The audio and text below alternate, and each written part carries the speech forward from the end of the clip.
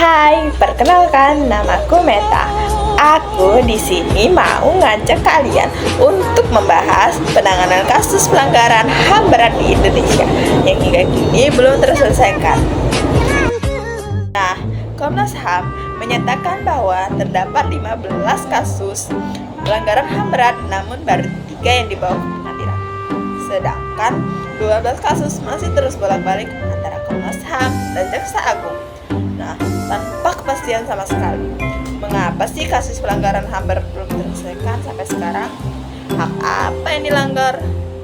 Hak untuk peroleh atau keadilan dan kebenaran bagi korban dan keluarga korban? Hak untuk hidup aman bebas dari kekerasan dan perlindungan dari negara? Kewajiban apa sih yang diabaikan?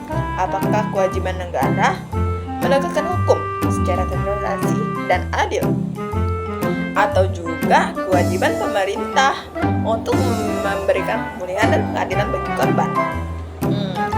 Dugaan sementara sih penyebabnya karena kurangnya koordinasi antara Komnas HAM dan juga Kejaksaan Agung dalam proses yudisial.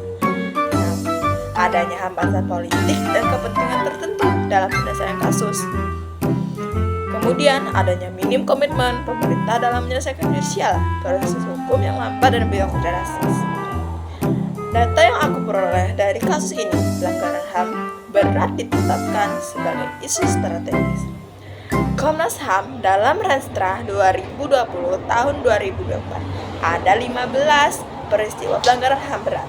3 sudah pengadilan Timur 1999, Tanjung Priuk 1984. 12 kasus sebelum terselesaikan masih dalam bolak-balik berkas. Pemerintahan merencanakan penyelesaian yudisial melalui tim khusus Proskus 2023 penemuan hak korban dan mengamati situasi di Papua.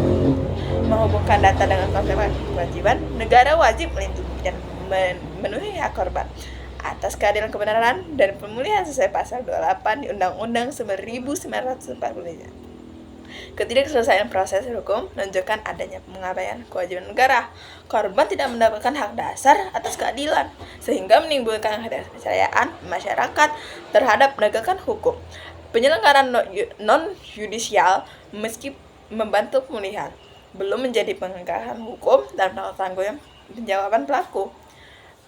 Penyebab utama belum selesai kasus pelanggaran HAM berat adalah koordinasi antar lembaga penegak hukum, hambatan politik, dan juga kurangnya komitmen pemerintah untuk menegakkan hukum yang transparan.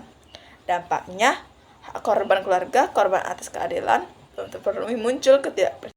Pelanggaran HAM juga memiliki dampak munculnya ketidakpercayaan publik terhadap pemerintah serta terus berulangnya pelanggaran HAM. Nah, solusi yang dapat kita tempuh adalah membuat koordinasi antara Komnas HAM dan Kejaksaan Agung.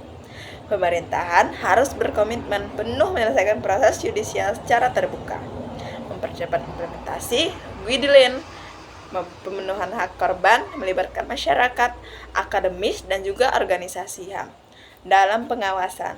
Terima kasih. See you.